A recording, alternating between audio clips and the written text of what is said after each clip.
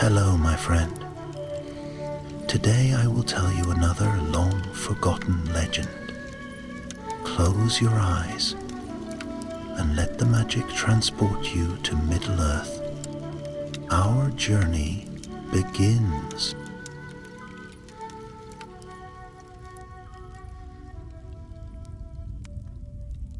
Long ago, before the last days of the Third Age, the white tower of the moon still stood proud upon the shoulders of the Ithil Duath.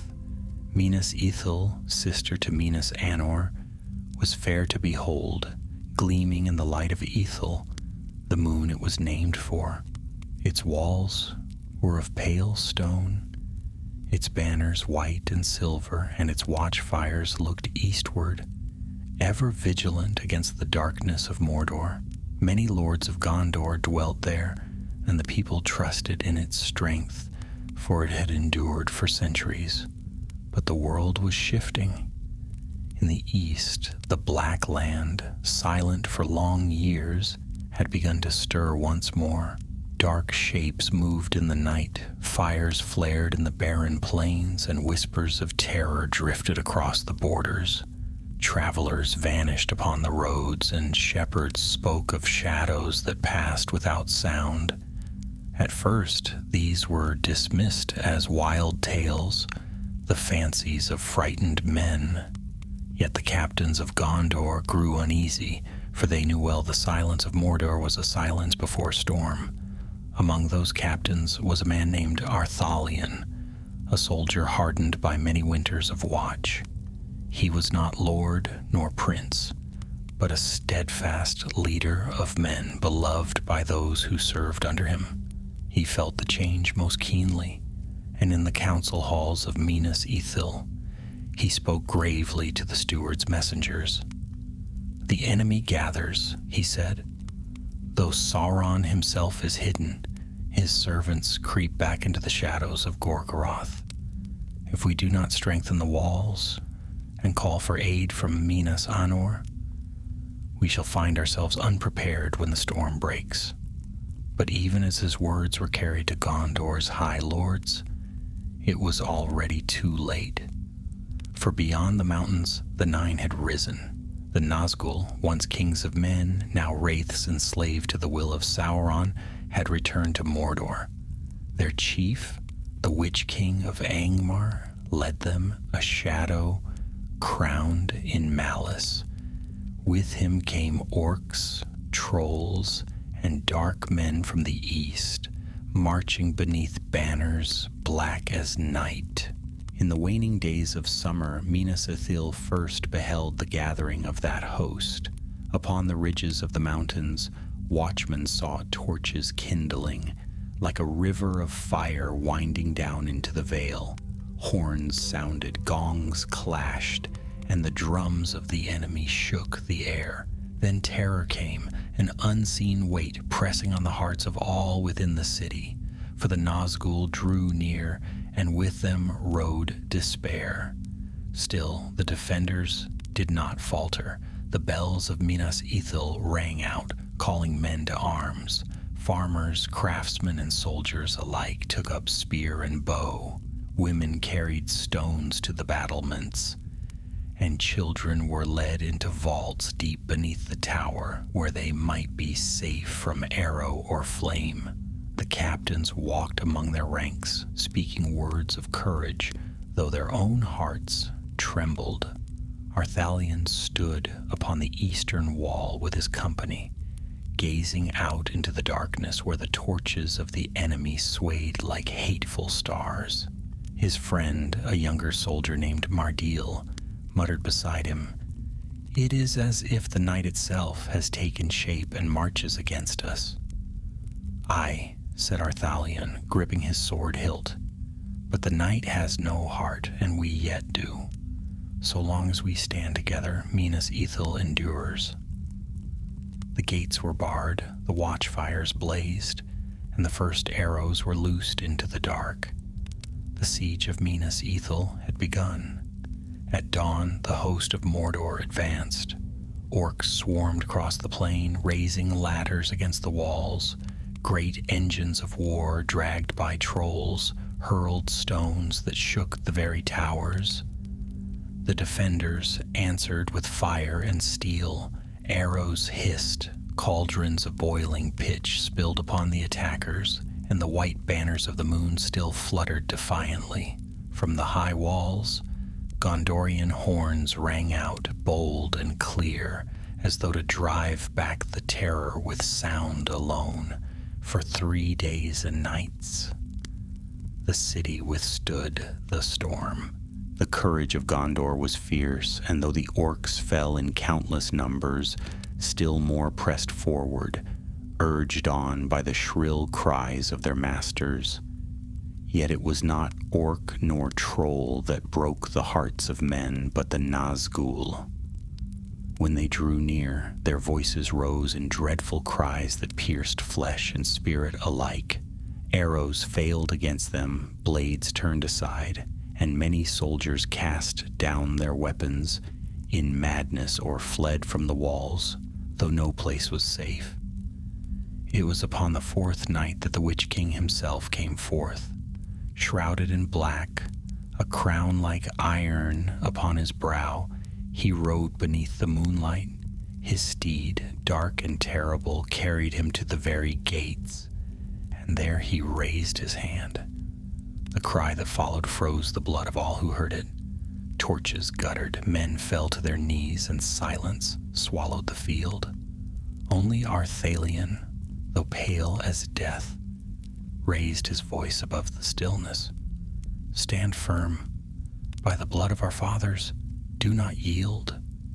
His words roused the men about him, though their limbs trembled as with fever.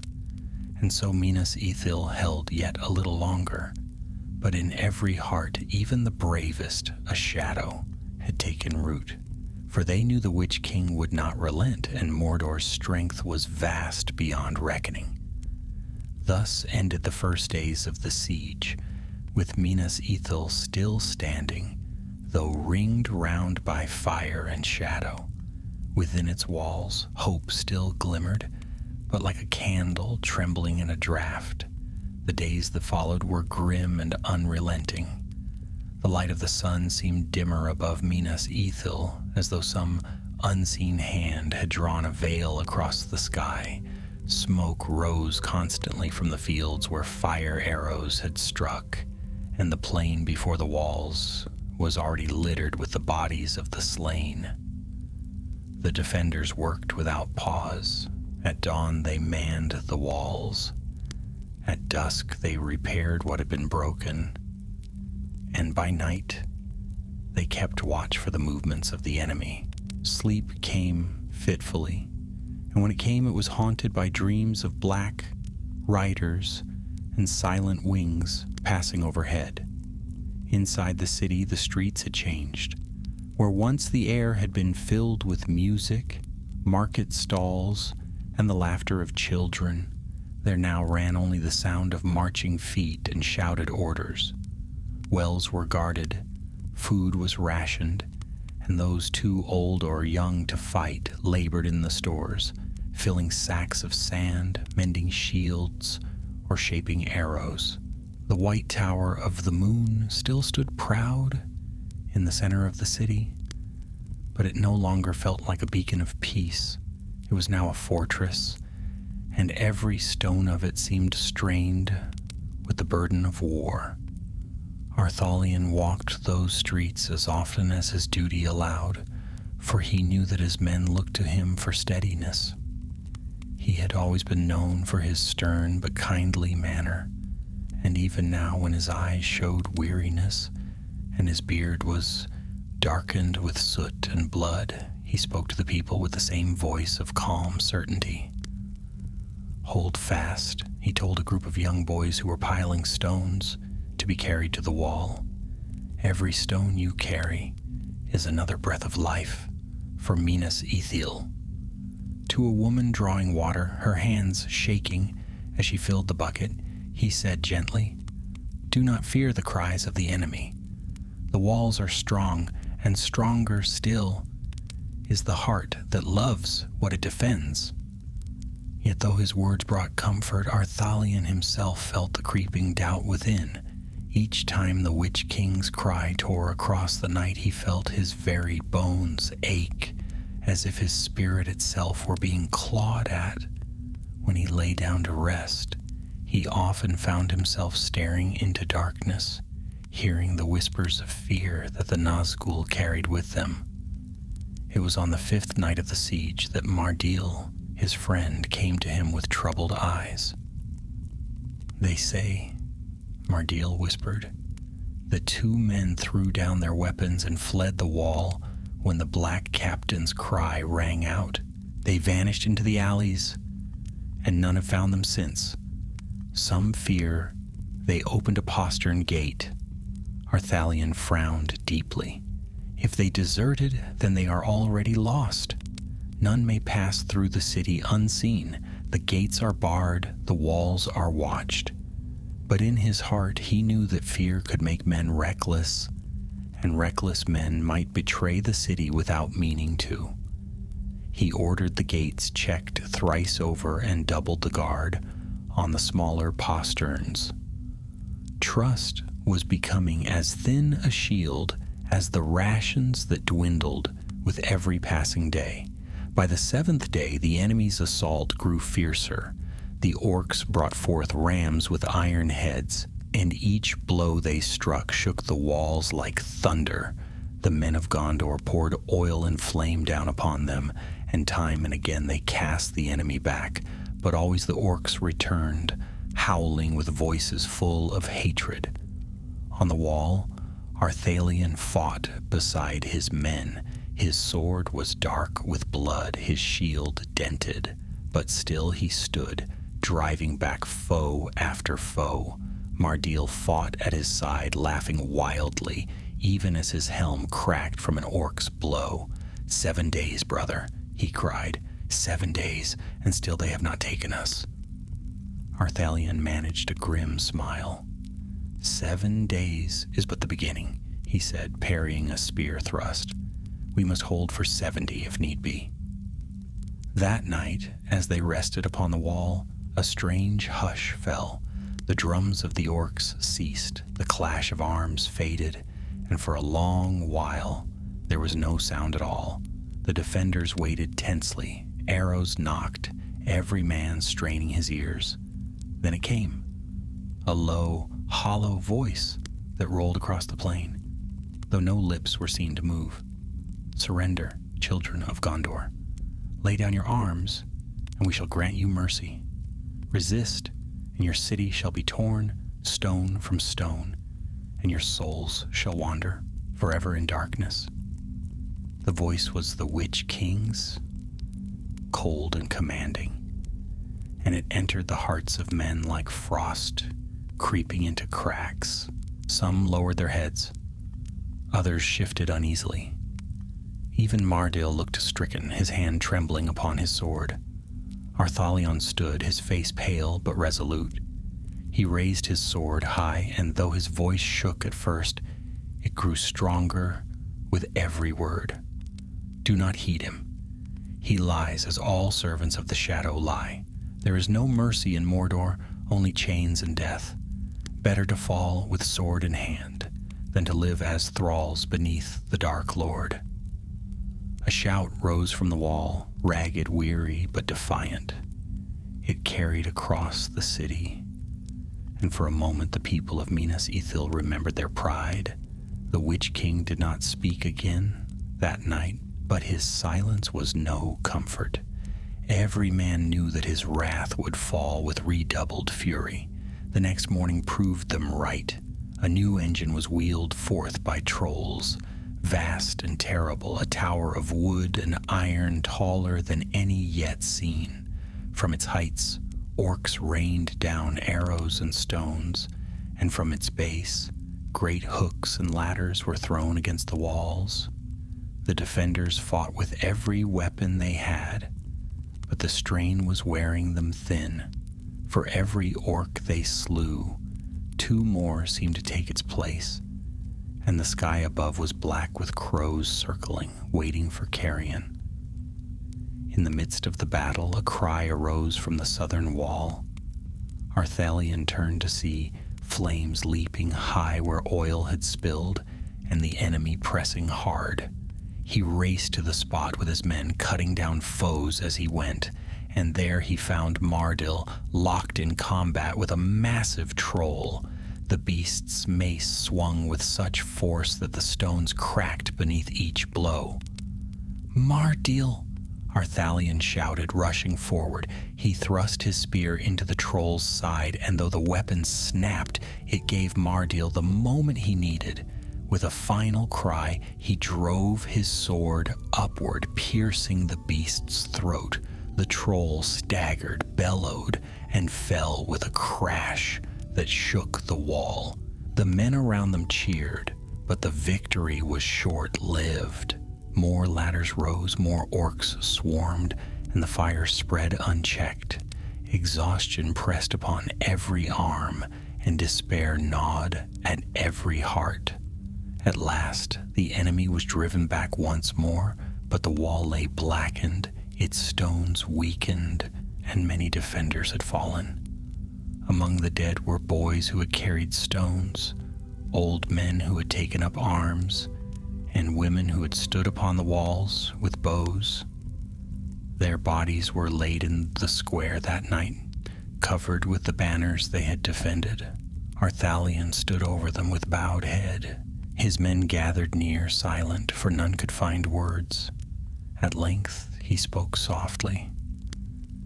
"This is the price we pay for Minas Ithil, and yet though the price is heavy, the city still stands. Tomorrow the enemy will come again, and the day after still. But so long as one of us draws breath, the white tower shall not fall."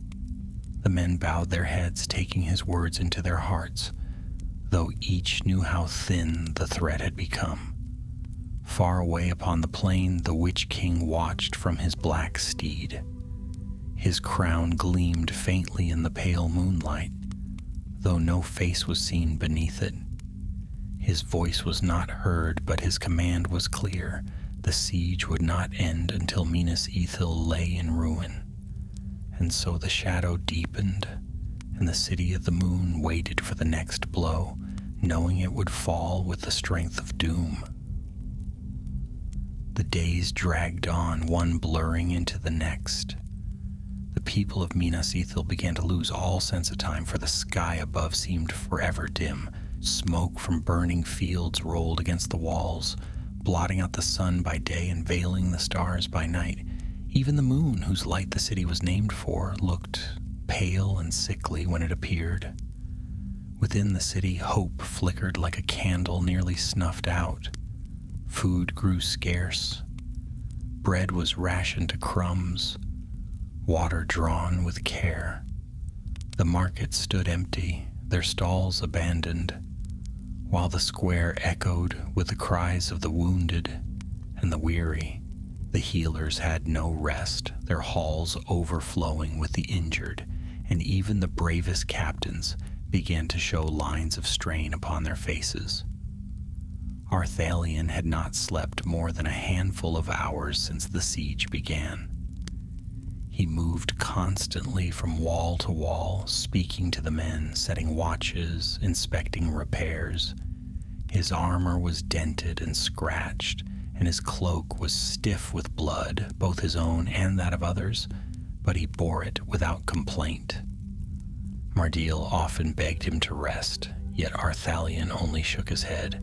"If I rest," he said, "the men will falter. They must see me standing as long as they must stand. The city will not endure if despair takes hold." But despair was a creeping thing, and it found its way into every corner of Minas Ithil. At night, the people whispered of the Nazgul, of their cries that chilled the marrow, and of their shadows that seemed to seep through stone. Some swore they saw black shapes upon the walls, though no gates had opened. Others claimed to hear voices calling their names in the dark, beckoning them to step outside the safety of the city. On the 10th night of the siege, these whispers took shape. A soldier on the northern wall was found lying across the stones, his face white with terror. No wound marked his body, yet his heart had stopped. Another man vanished entirely. His post was discovered empty, his sword cast aside as if he had walked willingly into the arms of the enemy. Fear turned quickly to suspicion. Some said the missing man had betrayed them, others that the wraiths had stolen him away. Ithil was summoned to calm the quarrel before it broke into violence. "Enough," he said firmly, his voice cutting through the shouting. "We are all sons and daughters of Gondor. None shall accuse another without proof. The Nazgul sow lies and fear. Will you do their work for them?" The men fell silent, shamed, but their eyes were restless, and Ithil knew trust was crumbling. Even among his own company, he saw men glancing sideways at their fellows, as though expecting treachery at any moment. That same night, Mardil came to him with a grave face. "The people speak of escape," he said quietly. "Some say the city cannot be held, and that it is better to flee while the way west remains open." Ithil turned sharply. "And abandon Minas Ithil to the enemy. Do they not know what that would mean? If the tower falls, Mordor will have a stronghold upon our very doorstep. Minas Anor itself would be threatened." "I know it, and you know it," Mardil replied. "But fear does not listen to reason. If the people believe there is no hope, they will run, whether we bid them or not." Ithil's heart sank, for he knew his friend spoke true. The city's strength lay not only in its walls, but in the will of its people. If that broke, no stone nor sword could hold the enemy back. On the 11th day, the siege took a darker turn. From the east came creatures not seen in many years. Great beasts from the plains beyond Mordor, twisted by shadow, with hides thick as armor and tusks long as spears. Upon their backs rode war towers, bristling with archers. The ground shook as they approached, and the men upon the walls stared in horror. "Oliphants," whispered Mardil, though these were darker and more terrible than the beasts sung of in old tales. The engines of Gondor were turned upon them, stones hurled by catapults, yet the beasts pressed on, enraged by pain, crashing against the walls. One smashed its tusks into the gate, splintering the wood, while another swept a ladder of orcs aside with a single swing of its trunk. The air filled with the roar of the creatures, the screams of the wounded, and the thunder of collapsing stone. Ithil fought desperately at the gate, rallying his men. He leapt upon the battlements and hurled a spear with all his strength, driving it into the eye of one beast. It bellowed, reared, and fell, crushing orcs beneath its weight. The men cheered, but their cheer was short-lived, for two more beasts pressed forward. The battle raged from dawn to dusk. By nightfall, the beasts had been driven back, but the gate of Minas Ithil hung broken, bound only by chains and hastily nailed beams. The defenders were bloodied, their numbers thinned, and the city groaned like a living thing under strain. That night the Witch King himself came again to the walls. He raised his sword, black and gleaming, and pointed toward the gate. The air grew heavy. The torches flickered, and once more his voice rolled across the city. "You cannot win," he said. "Already your strength fails. Lay down your arms, and you shall be spared. Resist, and all you love shall wither and rot before your eyes." Men shivered and clutched their ears, but Ithil climbed the wall and stood against the shadow. His legs trembled, but he forced his voice to rise. "You are a liar, Witch King. We will never yield to the shadow. Gondor stands, and Minas Ithil will stand with it." The Witch King's reply was a laugh, low and cold, that echoed long after he had turned away. When he was gone, silence settled upon the wall. Arthalion gripped the stones, his knuckles white. He could not show his fear before the men, but inside his heart was heavy. He had seen the gate break, the walls crumble, and the courage of his people falter. And he knew, with a dread he dared not speak aloud, that Minas Ithil could not endure much longer. Still, when Mardil came to him and asked, "What shall we do if the gate falls?" Arthalion answered as he always did, "We fight until no breath remains. So long as one man stands, the city stands." Mardil looked at him for a long moment, then nodded. Yet both knew the truth, that even the bravest heart can only beat for so long when surrounded by darkness. And so the siege pressed on, the days blending into nights, the nights into days, each one heavier than the last. The shadow thickened, and hope grew thinner than the rationed bread. Minas Ithil still stood, but the hour of its doom drew nearer with every heartbeat. The 12th day dawned with a blood-red sun, its light choked by smoke from the fires of Mordor. The defenders of Minas Ithil looked upon it with dread, for it seemed to them that the very sky had turned against them. On the walls men stood weary and silent, their armor dulled, their eyes hollow from lack of sleep. Arthalion moved among them, his cloak stiff with ash. He placed his hand upon shoulders, met each gaze, and spoke as firmly as he could manage. But in truth, he felt the weight of despair, heavier than ever. The gate was broken, the walls weakened, and every day the enemy pressed closer. If nothing was done, Minas Ithil would soon fall. That morning, a council was called in the Tower of the Moon. The captains and lords gathered in a hall lit by flickering torches, their faces pale and drawn. The sound of the siege echoed even there. Distant drums, the faint crash of engines, the cries of the wounded outside. Lord Carindil, the governor of the city, sat at the high seat. His once proud robes were torn and stained with smoke, but his bearing remained noble, though shadowed by weariness. He looked around the council and spoke in a grave voice. "We cannot endure much longer," he said. "Our stores are dwindling, our walls are failing. The Nazgûl spread terror with every cry. If we sit behind these stones and wait, the city will fall." There was a murmur of agreement, but also fear. Some captains lowered their eyes, unwilling to speak. Others clenched their fists, caught between anger and despair. Then Arthalion rose. He placed his hands upon the table and looked each man in the eye. "Then we must not wait," he said. "If the enemy presses us here, let us strike at them instead, a sortie bold and swift. We may not break the siege entirely, but we can buy ourselves time. Time to strengthen the walls, time to send for aid from Minas Anor.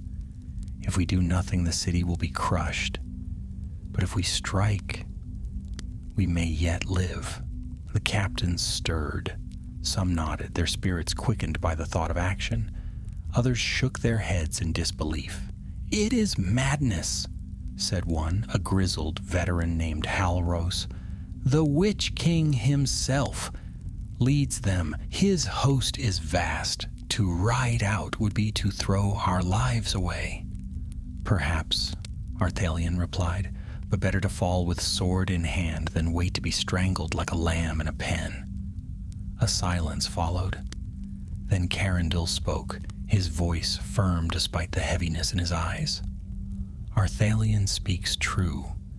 If Minas Ithil is to stand, we must show the enemy that Gondor's spirit is not yet broken. Prepare a company, At dawn, we ride. The council was dismissed. The men left with grim faces, for they knew many would not return.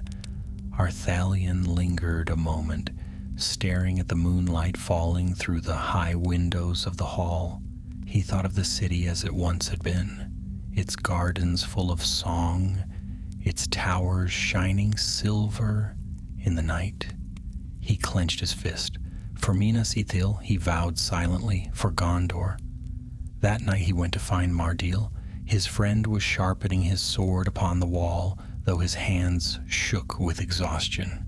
"We ride at dawn," Arthalion said. Mardil looked up sharply. "A sortie into that horde? By the Valar, Arthalion, it is death." "Perhaps," Arthalion admitted, "but if we strike swiftly, we may scatter their engines and burn their supplies. Even a small victory may give us hope." Mardil was silent for a long time. Then he sheathed his sword and smiled grimly. "Well, if we are to die, I'd rather die out there than with my back pressed against a wall. Count me in."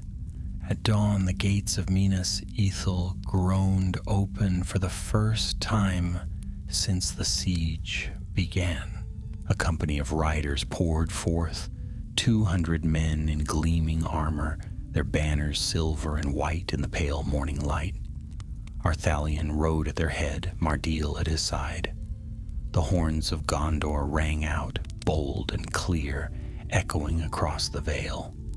The orcs were taken by surprise.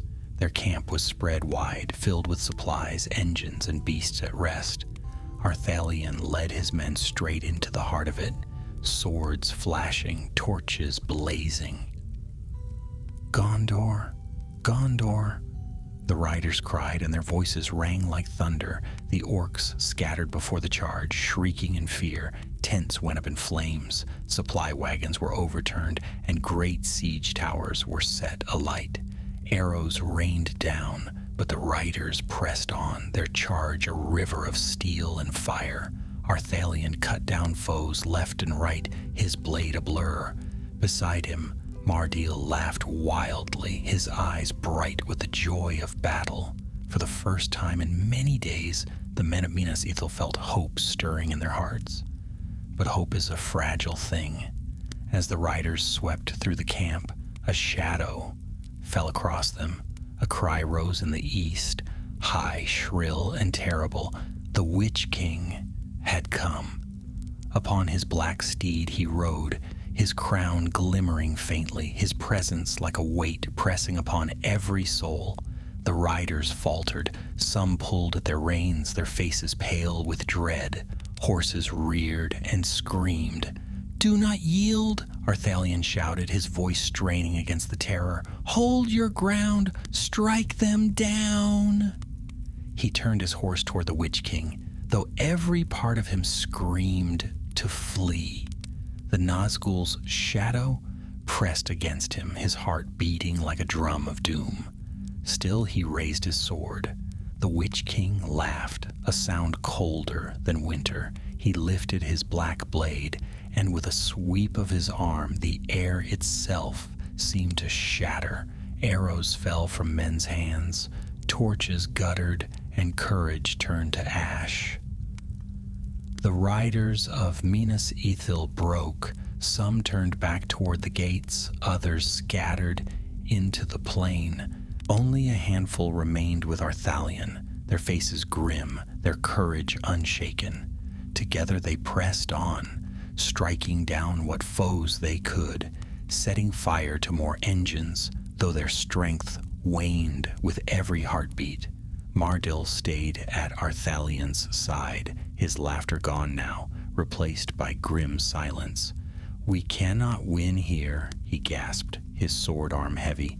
"I know," Arthalion said, his voice tight, "but we can buy time, back to the gates." They wheeled their horses and fought their way through the chaos. Behind them flames rose high, black smoke curling into the sky. Orcs shrieked in rage, scrambling to save what they could. The Witch King's cry rang out again, shaking the earth itself. By some miracle, Arthalion and his company reached the gates. The defenders upon the wall had seen their plight, and with a great heave, the gates swung open just long enough to let them through. Then they slammed shut, chains rattling, timbers groaning. Arthalion fell from his horse, his armor scorched, his sword notched and broken. Mardil staggered beside him, blood running down his cheek. Around them men lay groaning, their number scarcely half what it had been. But in the distance smoke rose from the enemy's camp. Siege towers lay in ruin, supplies burned to ash. For all their losses, the sortie had struck a wound upon the besiegers. That night, the people of Minas Ithil looked out from their walls and saw the fires still burning in the enemy's camp. And for the first time in many days, a cheer rose from the city. It was not the cheer of victory, for they knew the Witch King still stood, but it was the cheer of defiance, the cheer of a people who would not bow easily to the shadow. Arthalion heard it as he lay in the healer's hall, his body aching with wounds. He closed his eyes and let the sound fill him, yet even as he smiled faintly, he knew the truth. The sortie had bought them time, but time alone would not save them. The Witch King was patient, and Mordor's strength was vast. Minas Ithil still stood, but its doom had only been delayed. The fires from the sortie smoldered for days, their black smoke trailing across the valley like a scar upon the land. From the walls of Minas Ithil, the defenders looked upon it with grim satisfaction. They had struck back, and for a brief while the hosts of Mordor had been thrown into disorder. Yet the Witch King did not rage nor rush into folly. He was patient, and his patience was more terrible than fury. The siege did not relent. Instead, it grew heavier, more cunning. The orcs returned to their labors with renewed malice. New engines were built, greater than before, and fresh supplies poured in from the east. But more dreadful still was the shadow that began to creep over the city. It was no longer only hunger and exhaustion that weighed on the people. It was a sorcery of fear. The Nazgul moved often by night now, their black shapes gliding silently before the walls. Their cries pierced the darkness like daggers. Men who once had stood firm now trembled when the wraiths drew near. Torches sputtered and died when they passed, leaving the streets in choking darkness. Strange things began to happen. On the 14th night of the siege, the healers found one of their patients stiff and cold, though no wound had struck him. His face was twisted in horror, as though he had looked upon something unspeakable. The next day, 2 boys vanished from the vaults beneath the tower. No gate had opened. No guard had seen them go. Their parents wailed, and rumors spread that the Nazgul could pass through stone itself and steal souls from the living. In the council chamber, Arthalion spoke fiercely. These are tricks of the enemy. Fear is his weapon, and he wields it to turn us against ourselves. If we give in to terror, Minas Ithil will fall without a blow. But the captains were uneasy. Even Lord Carindil, who had stood firm through every assault, looked troubled. "What defense have we against such sorcery?" he asked quietly. "Steel and stone may hold against orc and troll, but how shall they hold against shadows that pass through walls and voices that kill with fear?" No one could answer. That evening, Arthalion walked the streets of the city, trying to lift the hearts of the people. He spoke with the children, telling them tales of Gondor's victories of old. He carried water for the weary, helped mend broken carts, and stood upon the steps of the tower to call out words of courage. Yet for every smile he raised, he saw 10 faces pale with dread. The shadow was working its poison, slow but sure. Mardil came to him as the moon rose. His face was pale, his eyes haunted. "I hear them at night," he confessed, "voices calling my name. They whisper that the city is doomed, that I should open the gate and run. Sometimes I think I will." Arthalion grasped his friend's arm. "Then lean on me, and I will lean on you. We will not let them break us, Mardil. We have sworn to defend this city, and we will not yield." Mardil nodded, though his hands shook. The next day, the Witch King made his move. At dawn, he rode forth upon his black steed and halted before the broken gate. His crown gleamed faintly in the pale light, though his form was shrouded in shadow. He raised his hand and his voice rolled across the walls, deeper and colder than any wind. "Men of Gondor, look upon your doom. Already your city rots from within. Already your courage fails. Surrender, and you shall be spared the torment that awaits you. Resist, and Minas Ithil shall become a tomb, and all within it shall be slaves of darkness." His words struck the defenders like hammers. Some fell to their knees, covering their ears. Others wept openly. Even the stones of the wall seemed to tremble. Arthalion forced himself to stand, though every bone in his body screamed to flee. He shouted until his throat burned. "Do not heed him. He is the servant of lies. Gondor has stood for 1,000 years, and Gondor shall endure. Minas Ithil will not fall while we yet draw breath." A ragged cheer followed, but it was weak, broken like a flame struggling against the wind. The Witch King laughed. The sound was so dreadful that it seemed the very air recoiled. Then he turned his steed and rode away, his host howling behind him. That night the enemy unveiled a new horror. Black mists crept into the city, seeping through every crack and window. They were not natural mists of dew and water, but thick and choking, full of whispers. Men awoke screaming, convinced that hands had closed upon their throats. Lamps burned dim, fires sputtered, and water turned foul in the cisterns. The healers found their halls filled with men who could not wake from sleep, trapped in nightmares. No draught nor herb could rouse them. Some died with their eyes open, staring at visions unseen. Panic spread. Mothers clutched their children close. Men muttered in dark corners, and some even cried out to flee the city. The captains fought to keep order, but fear is a foe that no sword can slay. Arthalion held his men together by sheer will. He kept them close, spoke to them constantly, and never let them stand alone upon the wall. He knew that isolation was death, for the Nazgul preyed upon the lonely and the fearful. Yet even he felt the creeping touch of the shadow. In his dreams, he saw Minas Ithil burning, its towers crumbling, its people crying out his name as they fell. He would wake drenched in sweat, his heart hammering, his hands clutching for a sword that could not slay what hunted him.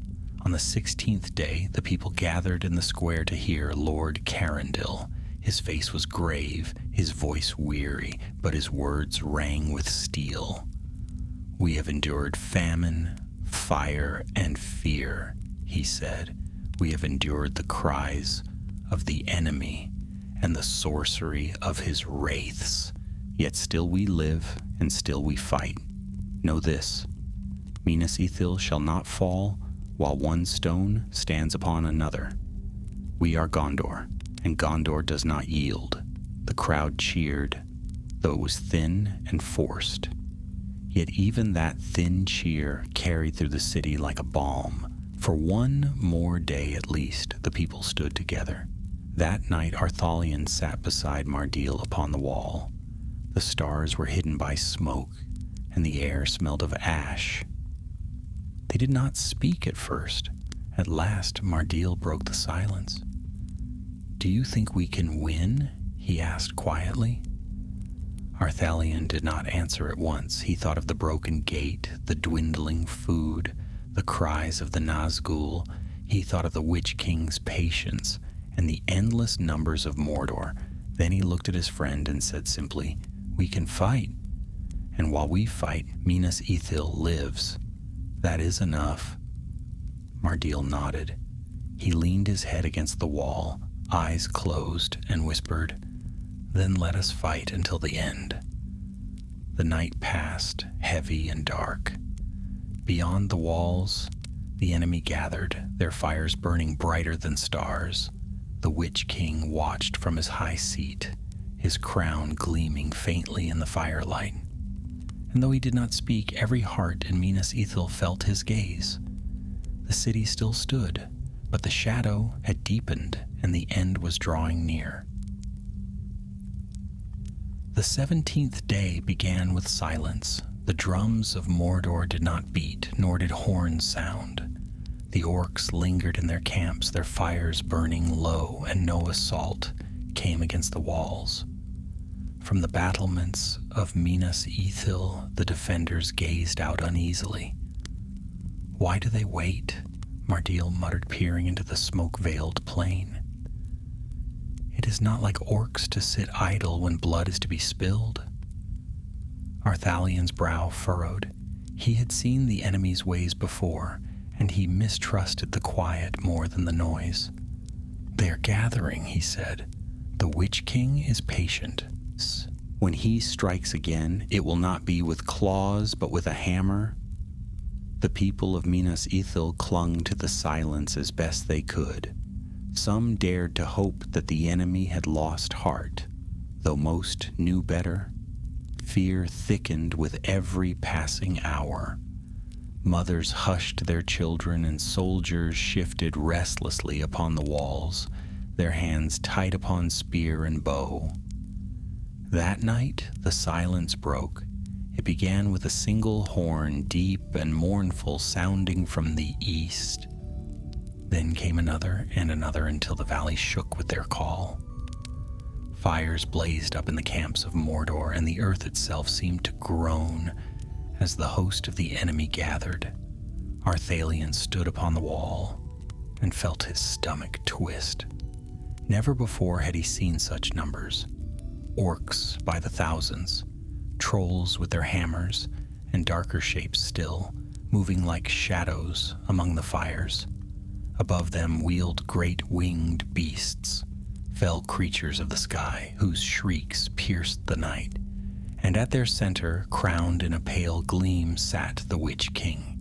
The drums began again, slow and steady like the heartbeat of doom.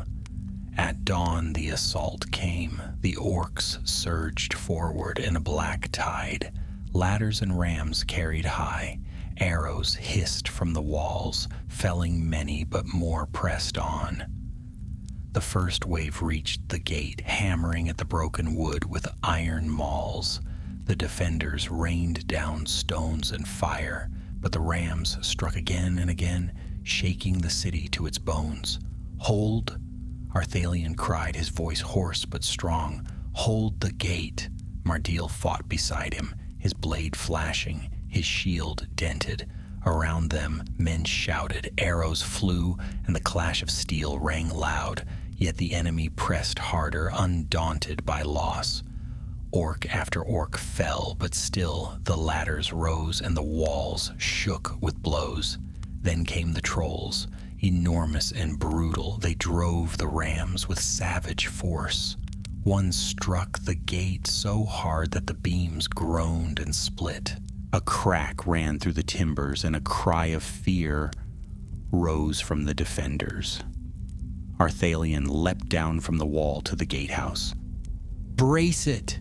he shouted. "With me!" He and his men threw their weight against the broken gate, straining with all their strength. The wood shuddered with every blow, dust falling from the stones above. Sweat poured from their brows, their muscles burned. but still they held, though the cracks widened. Above, the Nazgul circled. Their cries fell like knives, cutting through courage. Men dropped their weapons, clutching their heads, screaming in terror. One flung himself from the wall, his body crashing upon the stones below. Arthalion looked up, teeth clenched. "Archers! Aim for the beasts! Drive them back!" Arrows flew, striking the winged creatures, but though they screeched, they did not fall. The Nazgul rode them unharmed, their dark cloaks whipping in the wind. Their voices rose higher, a wail that seemed to split the sky. At midday, a great ram was brought forth. It was fashioned of iron, its head shaped like a snarling beast, and it gleamed with a foul light.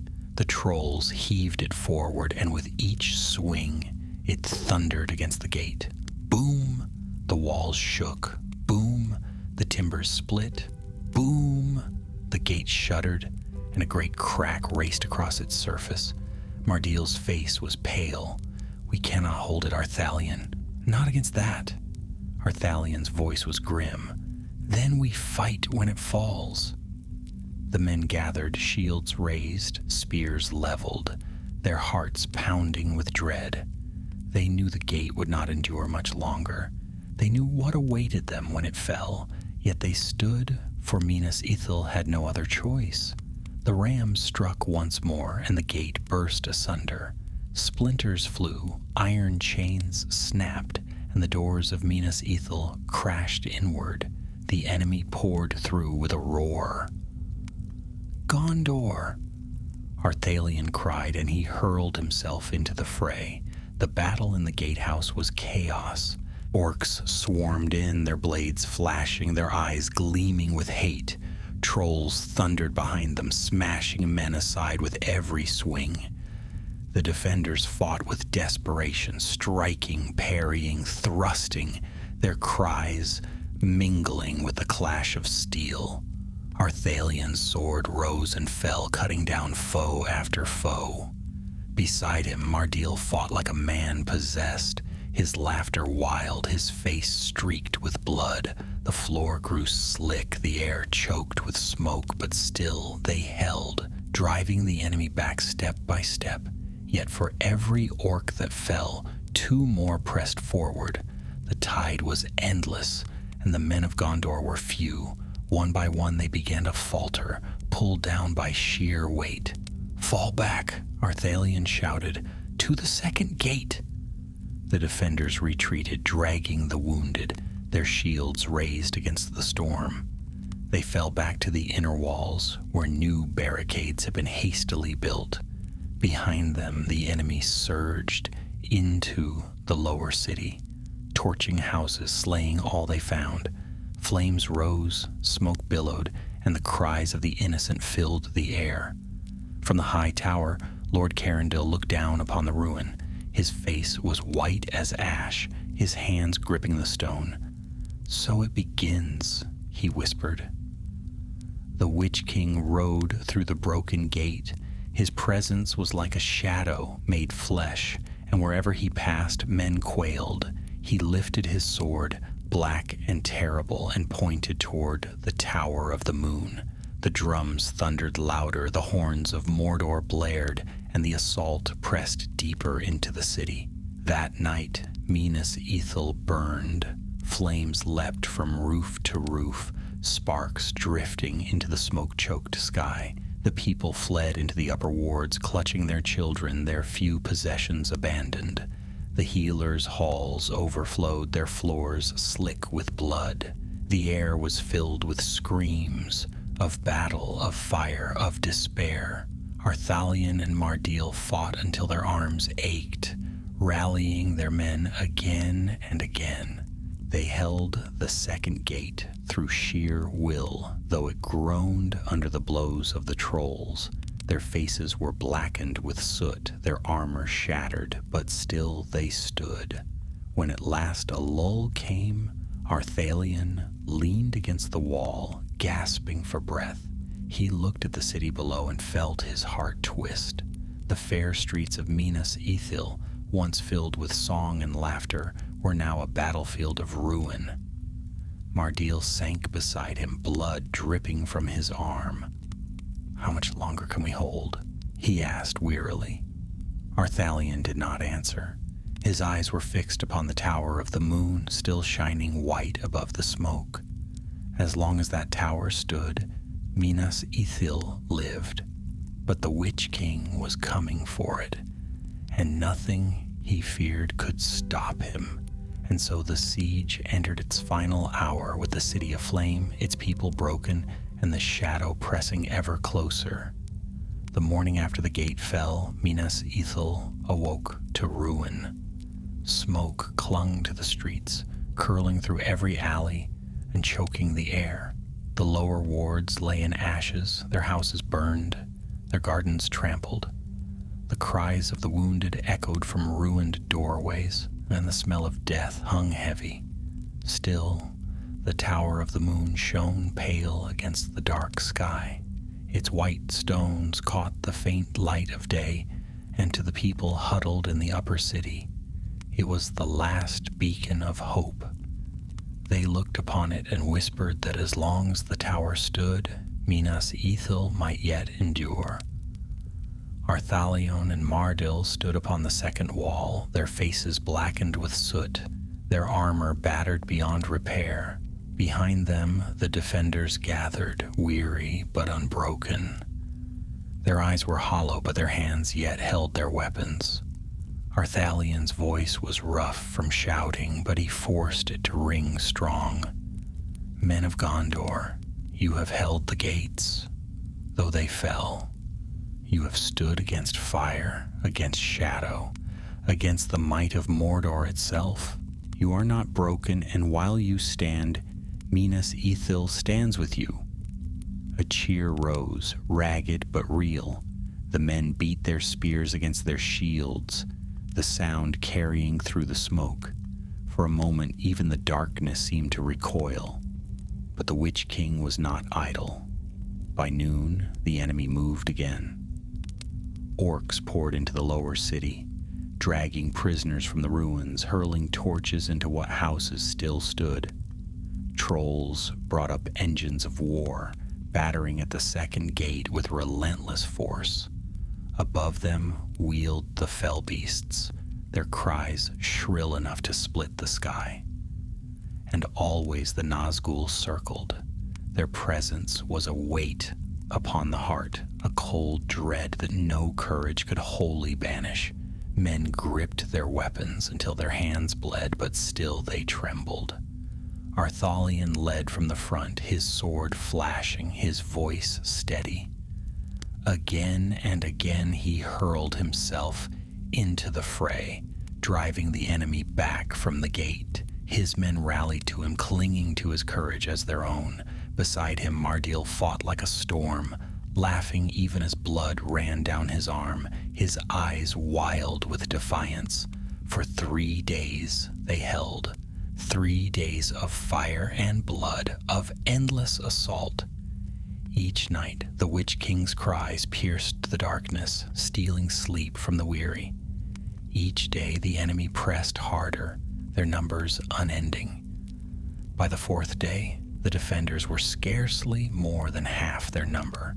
The healers' halls overflowed, their herbs and drafts spent.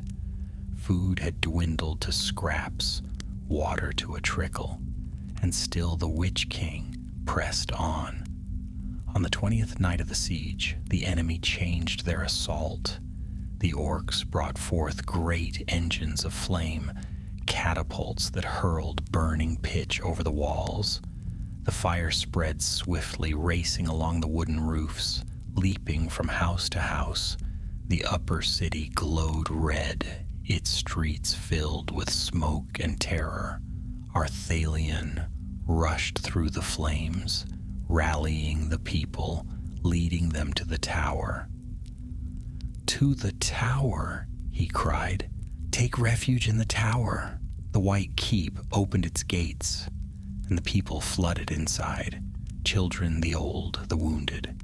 Its halls, once filled with song, now rang with cries of fear. Lord Carindel stood at its entrance, his face pale but resolute, guiding the people in. Arthalion and his men fought to hold the streets, driving back the enemy step by step. Their arms ached, their lungs burned with smoke, but still they fought. At last, they too retreated to the tower, its gates slamming shut behind them. The Witch King rode to the base of the hill. From there he gazed upon the Tower of the Moon, his crown glimmering faintly in the firelight. His voice rose, deeper and colder than ever. Your city is mine. Your people are mine. Soon, your tower shall fall, and with it, the last light of Ithil shall be quenched forever. His words struck the people like blows. Many fell weeping, clutching their children. Even the bravest bowed their heads, for they knew his words were no boast. That night Arthalion sat with Mardil upon the steps of the tower. Their armor lay beside them, dented and broken. Their swords rested across their knees, dull with blood. For a long time neither spoke. At last, Mardil broke the silence. We cannot hold much longer. You know it, and I know it. When the Witch King comes, no wall will stand against him. Arthalion's gaze was fixed upon the city below, now a ruin of flame and smoke. His voice was low but steady. Then we will hold until he comes. We will not flee. We will not yield. Minas Ithil may fall, but we will not give it willingly. Mardil gave a weary smile. Then let us make our stand here, brother. If this is to be our end, let it be a tale told in Minas Anor for generations to come. Arthalion clasped his friend's hand. So be it. The following day the enemy advanced upon the tower itself. The orcs swarmed up the hill, their ladders and rams clattering against the walls. The defenders rained arrows and stones upon them, but their numbers seemed endless. Trolls hammered at the gates, their blows shaking the tower to its foundations. Inside, the people huddled in fear. The children cried, the wounded groaned, and the air was thick with smoke. Lord Carindel stood in the great hall, his sword in hand, his eyes grim. Gondor does not yield, he said to his captains. If the tower falls, it shall fall with us upon its steps. Arthalion stood beside him, his face set like stone. Then we will fight until the end. All that day the tower endured. The gates held, though they groaned under the blows. The walls stood, though cracks ran through their stones. The defenders fought with every ounce of strength, their cries mingling with the clash of steel. But as the sun sank, the Witch King himself came forth. He rode up the hill upon his black steed, his shadow falling long upon the tower. He lifted his hand and the air grew heavy. Torches flickered, men gasped, and silence fell. Then he spoke. I am the master of this city. None may stand against me, yield, or be destroyed. No one answered. The Witch King laughed. He raised his black blade, and with a single stroke, he struck the gates of the tower. The iron groaned, the stone cracked, and a great cry of terror rose from within. Once more he struck, and the gates shuddered. Once more, and they burst apart. The Witch King rode into the Tower of the Moon, his shadow filling its halls. The defenders fell back, their courage broken. Arthalion and Mardil stood before him, their swords raised, though their hearts quailed. And thus began the final battle for Minas Ithil, as the last defenders faced the Witch King in the halls of the tower. The gates of the Tower of the Moon burst apart with a sound like thunder, and the black steed of the Witch King clattered into the hall. His shadow seemed to spread with him, dimming the torches, chilling the air.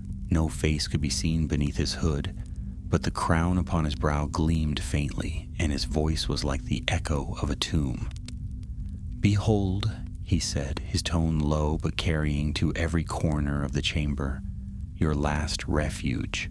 Your walls are dust, your city is mine. Yield, and I may grant you a swifter death." A silence fell. The people huddled at the far end of the hall, clutching their children, eyes wide with horror.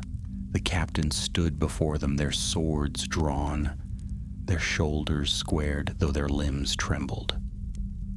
Arthalion stepped forward. His armor were broken, his shield split, his sword nicked and dull, but his eyes blazed with defiance. "Never," he said, his voice ringing in the vast chamber. "You will not have Minas Ithil while one of us yet lives." The Witch King laughed. The sound was terrible, like iron scraping upon stone.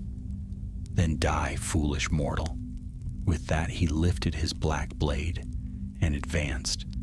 The captains rushed to meet him, but fear seized their limbs. Two fell without a blow, dropping their swords, clutching their throats as they gasped for breath. Another struck at him, but his blade turned aside, as if striking smoke, and the captain was hurled back by an unseen force. Mardil cried out and leapt forward. His sword flashed in the dim light, striking again and again, but each stroke glanced aside, and the Witch King's laughter grew. With a sweep of his arm, he cast Mardil across the hall. He struck the wall and fell, blood trickling down his temple.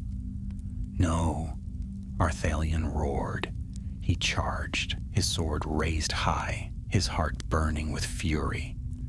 For a moment he felt the strength of all his years, of every oath he had sworn, of every life he sought to protect.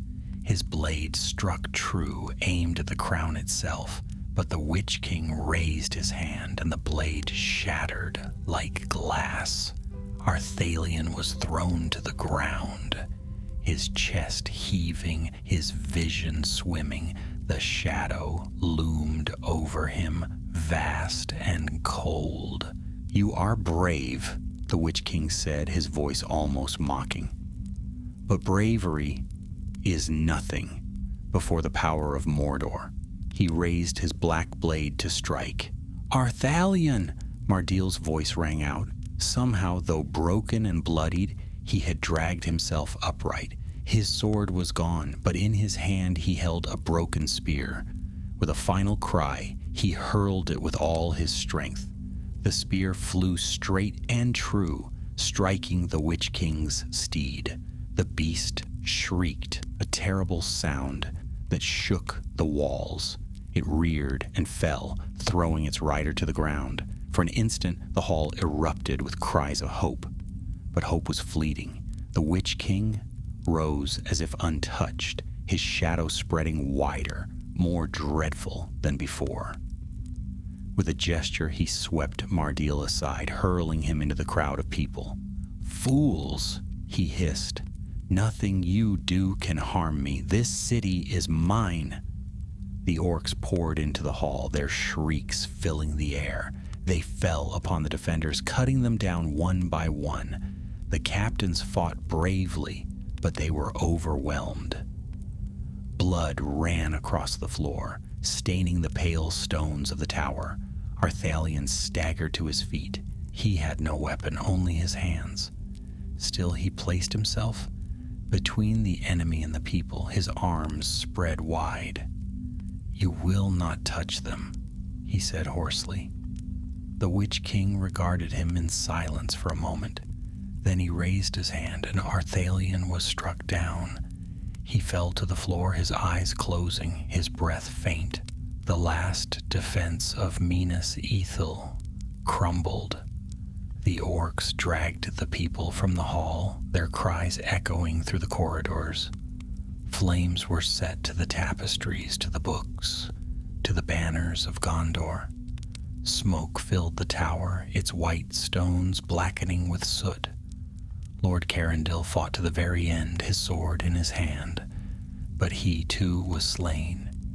His body was cast down upon the steps of the tower he had sworn to defend. By dawn, The Tower of the Moon was no more. Its halls were filled with the stench of death, its walls smeared with ash. The Witch King stood upon its highest balcony, gazing out over the smoking ruins of the city. His crown gleamed faintly in the pale light, and his voice rang out. Minas Ithil is fallen. From this day forth, it is no longer the Tower of the Moon, but the Tower of Sorcery, Minas Morgul. The host of Mordor roared in triumph. Their cries rolled through the valley, shaking the mountains. The fires of the city burned brighter, their smoke blotting out the sky. The survivors, few and broken, fled into the night. Some escaped across the mountains, bearing with them tales of horror. They spoke of the Witch King's power, of the fall of the tower, of the new fortress that had risen in its place. Their words carried to Minas Anor, where the people wept, for the sister city was lost. And so the white city of the moon was no more. Its beauty was defiled, its light quenched. In its place stood Minas Morgul, the Tower of Sorcery, a place of dread from which the Nazgul would ride forth for many years to come. Yet among the ruins lay the memory of those who had stood against the darkness, Arthalion, Mardil, Carindil, and many more, names that would be remembered only in whispers, for history seldom speaks of those who fall. But their courage was not in vain. Though Minas Ithil was lost, their defiance lit a spark that would burn in the hearts of Gondor until the very end of days. The smoke of Minas Ithil lingered in the sky for many days, a dark stain that could be seen even from the far fields of Ithilien. Travelers upon the western roads paused and stared, whispering among themselves, for they knew something terrible had come to pass. But it was not until the survivors stumbled out of the mountains that the truth was known. They came broken and weary, their faces pale, their eyes hollow. Some were wounded, leaning on staffs, or borne upon makeshift litters. Others carried children clutched to their breasts, their cries weak from hunger and fear. A few still bore weapons, though their blades were nicked and dull, their shields rent. All of them carried the same shadow upon their hearts, the memory of the Witch King's triumph. Among them walked Mardil. His steps were slow, his body bruised, but he lived. He had dragged himself from the ruins when all seemed lost, gathering what few he could find. Some were soldiers who had fled when the tower fell. Others were women and children hidden in vaults the orcs had overlooked. Together they had crept through hidden ways, crossing the mountains by paths known only to the rangers of old. Many had perished on the road, struck down by hunger, cold, or despair. But at last they reached the lands west of the Anduin. Word ran swiftly ahead of them. Messengers carried tidings to Minas Anor, where the steward and his captains awaited with growing dread. When Mardil and his band arrived, the city gathered to hear their tale. The great hall of the steward was filled with silence as the survivors were brought in, their feet dragged upon the marble floor, their eyes darting about as though still hunted. The steward himself, Ernil, sat upon the high seat. His face was stern, but sorrow lined his eyes, for he had feared this day. Mardil was led forward. He bowed, though his limbs trembled, and spoke in a voice hoarse with grief. "My lord, Minas Ithil is lost. The Witch King has taken it. The tower burns, its people scattered or slain. It is no longer the city of the moon, but a place of sorcery. He calls it Minas Morgul." A murmur swept through the hall. Some cried out in shock, others bowed their heads in sorrow. The steward closed his eyes for a moment. his hands gripping the arms of his chair. When he opened them again, his gaze was fixed upon Mardil. "Tell us all," he commanded. And so Mardil told the tale. He spoke of the siege, of the endless assaults, of the black sorcery that filled the city. He told of Arthalion's courage, of Carindil's last stand, of the orcs swarming the tower, and the Witch King's dreadful might. His words were broken by sobs, and more than once he faltered. But he pressed on until the hall rang with the horror of it. When he finished, there was silence. None dared speak. The weight of the loss hung heavy over them all. At last, the steward rose. His voice carried through the hall, steady but filled with sorrow. "So Minas Ithil is fallen, our sister city. Our watch upon the eastern mountains is no more. Gondor is wounded grievously, but not destroyed. We will mourn the lost, and we will remember their courage. But we will not forget what has been done. One day, the debt shall be repaid." The people bowed their heads, though hope was thin, for they knew the truth. Minas Ithil was not merely lost, it was corrupted. From its white stones now rose a place of terror, a fortress of the enemy upon Gondor's very doorstep. The shadow of Minas Morgul would lie upon them for many years to come. That night, the city of Minas Anor was filled with grief. Bells tolled in mourning, and the people gathered in the squares to hear the names of the fallen. Women wept for husbands and sons who would not return. Children clutched their mothers, their eyes wide with fear. The city's lights shone bright, but to many they seemed dimmer than before, for a great darkness had fallen across the land. Mardil wandered the streets alone. Though praised as a survivor, he felt no pride.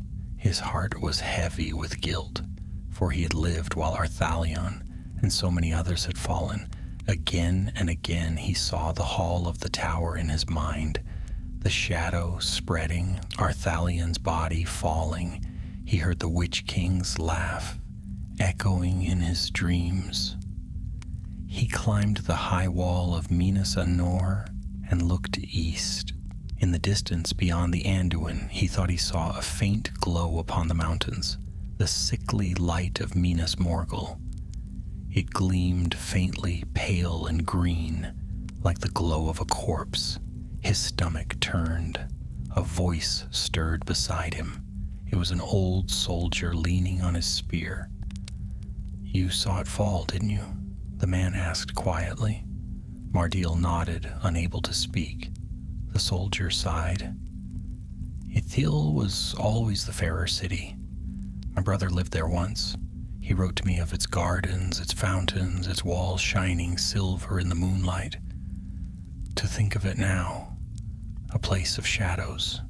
He shook his head. "Yet do not think their sacrifice was in vain. They fought, and they fell, but they showed Gondor's spirit. And as long as that spirit lives, all is not lost." Mardil looked at the man, then back at the eastern mountains. His heart was heavy still, but a spark glimmered faintly within him. Arthalion's words came back to him, spoken on the wall. "So long as one man stands, Minas Ithil lives." The city was gone, but the memory of it lived on. In him, in the survivors, in all who would not bow to the shadow. In the days that followed, Gondor mourned. Messengers carried word to every corner of the realm. Farmers in the fields, fishermen by the river, smiths at their forges, all learned that Minas Ithil had fallen. The news struck like a hammer blow, but it also hardened their resolve. For they knew the war with Mordor had begun in earnest, and they must stand together or be destroyed. The steward strengthened the defenses of Minas Anor. Walls were rebuilt, towers reinforced, watchfires lit across the land. Ithilien, once fair and green, was emptied of its people, for no man could dwell so near to the shadow of Minas Morgul. Rangers alone kept watch in its woods, moving silently among the trees, striking at the enemy when they could. And so the years turned. Minas Ithil was no more. In its place stood Minas Morgul, a fortress of dread. From its gates, the Nazgul rode, spreading terror through the land. Its light, sickly and pale, shone upon the mountains, a reminder of Gondor's loss. Yet in Minas Anor, the White City, the people endured. They told tales of Arthalion and Mardil, of Carindil and the brave captains who had stood to the last. Their names were spoken by firesides, whispered in training yards, carried in songs of mourning. And though the shadow loomed ever nearer, the spirit of Gondor did not die. For even in defeat there is memory, and memory can be a weapon as sharp as steel if the day comes when it is needed. The glow of Minas Morgul was first seen from the walls of Minas Anor a few weeks after the city had fallen. It began as a faint shimmer, pale and ghostly, crawling up the eastern sky after dusk. At first, men thought it to be moonlight upon the snow of Ithil Duath, but soon they realized it came from no natural source. The glow spread, staining the mountains greenish white like the sickly gleam of a corpse. From that night on, the shadow of Minas Morgul lay across all of Gondor. The people feared to look upon it. Farmers in Ithilien abandoned their fields, shepherds drove their flocks west, and villages near the mountains emptied almost overnight. The once lively land grew silent, its roads deserted, its gardens choked with weeds. Only the rangers remained, moving silently under the trees, their cloaks blending with shadow and leaf. They watched from afar, reporting what they saw, the enemy strengthening the fortress, pouring out of its gates in growing numbers, carrying strange lights that made the air quiver with dread. In Minas Anor, life changed swiftly. The city that had once been sister to Ithil now bore the weight of Gondor's hopes alone. The steward ordered the walls reinforced with stone quarried from the mountains, the gates bound with iron, and new watchtowers built.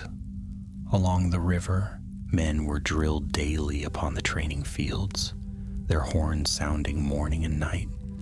But though preparations were made, fear hung heavy. At night people would wake from dreams of whispers, their eyes drawn eastward, where the pale glow of Minas Morgul pulsed like a living wound. Children cried in their sleep. Old men muttered of doom, and even the bravest soldiers sometimes faltered when asked to watch the eastern sky too long.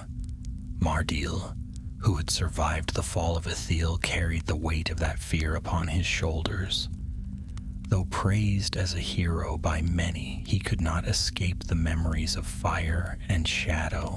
The steward gave him command of a company of rangers, sending him to Ithilien to keep watch upon the borders. Yet even there, among the trees he had known since boyhood, he felt the pull of Minas Morgul's light, a whisper that seemed to call his name in the dark. One night, as he sat by a dying fire in the woods, one of his men asked quietly, "Captain, is it true what they say, that the Witch King himself dwells now in Minas Morgul?" Mardil stared into the flames. The memories of the tower's fall returned. Arthalion's broken sword, Carindil's last stand, the black crown glimmering in the smoke. He shivered. "It is true," he said at last. "The Witch King rules there, and with him are the other Nazgul. That fortress is theirs now, and it will not be taken back easily." The men fell silent. The fire crackled, throwing sparks into the night, but the forest seemed darker than ever. For many years, Minas Morgul grew stronger. Its walls, once white, now glowed faintly in the sickly light, their stones twisted and darkened. The bridge across the Morgulduin was rebuilt in black stone, lined with statues of twisted shapes that seemed almost to move in the corner of one's eye. The gates, once fair and bright, became a maw of shadow from which poured hosts of orcs and darker things. No man dared draw near save the rangers, and even they found it perilous, for the valley itself had changed. The very air was poisoned, heavy with fumes that clung to the lungs. The trees withered, their leaves blackened, their roots strangled by creeping vines that pulsed faintly with green light. The river stank of rot, its waters fouled. At night, strange cries echoed through the valley, shrieks of beasts unseen, wails of tormented spirits. The people of Gondor whispered of these things with growing dread. They no longer spoke of Minas Ithil at all, as if the very name had been stolen. To them, it was only Minas Morgul, the Tower of Sorcery, a place of evil to be feared and avoided. And yet, for all their dread, Gondor endured. The steward held his court, the captains trained their men, and the walls of Minas Anor stood tall. Songs of mourning were sung for the lost, but new songs of defiance rose as well, speaking of courage yet unbroken. Mardil, in his lonely watch, felt the weight of both sorrow and hope. He could not forget the faces of those who had fallen. Arthalion, who had stood with sword in hand until the end, or Carindil, who had sworn Gondor would never yield. Their names haunted him, but they also gave him strength. We must remember them, he told his men one evening, not as victims, but as heroes. They stood against the darkness when all seemed lost. We must do the same. As long as one heart in Gondor beats with courage, Minas Morgul has not won. The rangers listened, their eyes shining in the firelight, and though the shadow loomed ever larger, they found courage in his words. Years turned into decades. Minas Morgul became a fortress of dread, its light staining the mountains, its armies pouring forth in raids and skirmishes. Gondor fought back again and again, sometimes winning small victories, sometimes driven to retreat. But always the memory of Ithil's fall lay heavy upon them. Children born in Minas Anor grew up never knowing the fair Tower of the Moon. To them, Minas Morgul had always been and always would be a place of horror. Yet their elders remembered, and they told tales of the city as it once was, of white walls gleaming in moonlight, of gardens filled with fountains and song. These stories became a quiet defiance, a way of keeping hope alive. And so it was that the fall of Minas Ithil, though a wound, did not destroy Gondor. It made them wary, watchful, and strong. The shadow lay across the land, but the light had not yet gone out. From the high walls of Minas Anor, Mardil would sometimes stand and gaze eastward. The glow of Minas Morgul pulsed faintly, sickly, and pale like a beacon of doom. But he would lift his chin and whisper words that only the wind carried. You have taken Ithil, Witch King, but Gondor still stands, and one day we will return. Years had passed since the night Minas Ithil fell, and still the shadow of Minas Morgul lay heavy upon the land, yet Gondor endured. The white city of Minas Anor rose taller and stronger, its walls gleaming in the sunlight, its banners fluttering proudly. The people learned to live beneath the shadow, though they never forgot the wound it had dealt them. Mardil, who had once stumbled broken from the ruins of Ithil, grew into a man both respected and feared. His hair turned gray before its time, and sorrow never left his eyes, but he became one of Gondor's most steadfast captains. The rangers under his command guarded Ithilien, striking from the forests, harrying the enemy's supply lines, and vanishing like ghosts. His men called him Iron Hand, for no fear could make him falter. Yet those who knew him best understood that his strength came not from the absence of fear, but from carrying it and refusing to yield. Often, in the quiet hours of night, Mardiel thought of Arthalion. He remembered his friend standing upon the wall, his sword raised high, his voice cutting through terror. He remembered the broken blade upon the floor of the tower, the last defiance before the Witch King's might, and though the memory filled him with grief, it also gave him purpose. So long as one man stands, Minas Ithil lives. Those words had become his creed. The rangers of Ithilien kept their vigil. They saw with their own eyes how Minas Morgul changed as the years passed. Its light grew stronger, pulsing with a rhythm like a beating heart. The statues upon its bridge twisted further, their faces warped into leering mockeries of men. The very air of the valley grew poisonous. Even birds avoided its skies. Strange beasts prowled its shadows, creatures of nightmare that had never been seen before in Middle-earth. Sometimes the Nazgul rode forth, their cries shattering the silence. Each time Gondor trembled, for their presence was dread enough to drive men to madness. Yet the rangers tracked them, daring to shadow their movements, and word was carried swiftly to Minas Anor. Gondor's captains never allowed themselves to be caught unprepared again. In Minas Anor, life went on.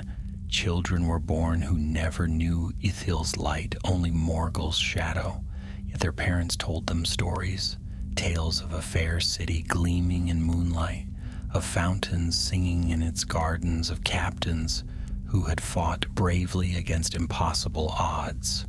These stories were not told as mere laments, but as reminders. At feasts, the steward would sometimes call for the names of the fallen to be read. Arthalion's was always among them, spoken aloud with reverence. The people would bow their heads, and though tears often followed, there was also pride, for they knew they were the heirs of men who had stood against the Witch King himself. Mardiel grew older. His beard turned white, his back bent, but he never abandoned his watch. Even when others urged him to rest, he would walk the walls of Minas Anor at night, his eyes turned eastward. One such night as the pale glow of Minas Morgul pulsed upon the mountains, a young soldier joined him. The boy was scarcely more than 20, his armor still new, his eyes filled with questions.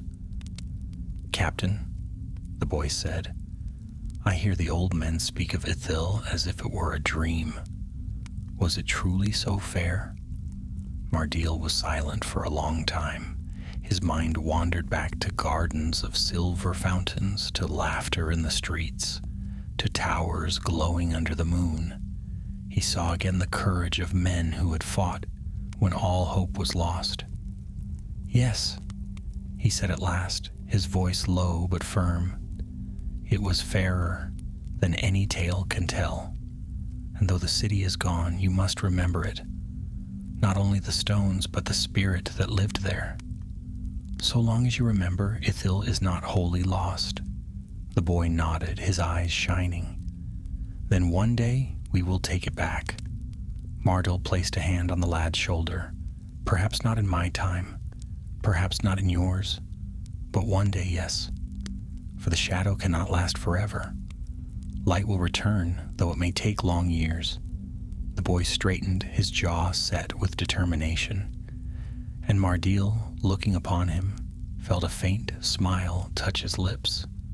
Hope was not dead after all, and so the tale of Minas Ithil became a tale of Gondor itself, a tale of loss, but also of endurance.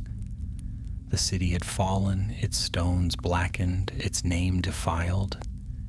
Yet in the hearts of Gondor's people, its memory lived on. The shadow had won a fortress, but it had not quenched the spirit of men.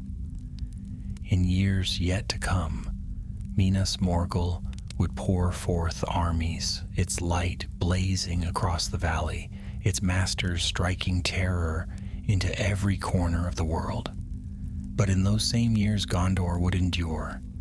The White City would shine, and its captains would rise, one generation after another, carrying the memory of Ithil's courage like a torch. And one day, though that day lay far ahead, the torch would blaze bright enough to banish the shadow. The Tower of Sorcery would fall, and the memory of the Tower of the Moon would be restored. For so it is in Middle-earth. The shadow rises, but the light does not wholly die. As long as one man remembers, as long as one heart dares to hope, there is still a chance for dawn. And thus ends the tale of the siege of Minas Ithil, the fall of Gondor's fair city, the rise of Minas Morgul, and the courage of those who stood when all hope seemed lost. Their names may fade into history, but their defiance lives on, echoing in every horn of Gondor, in every stone of Minas Anor, and in every heart that refuses to bow to the shadow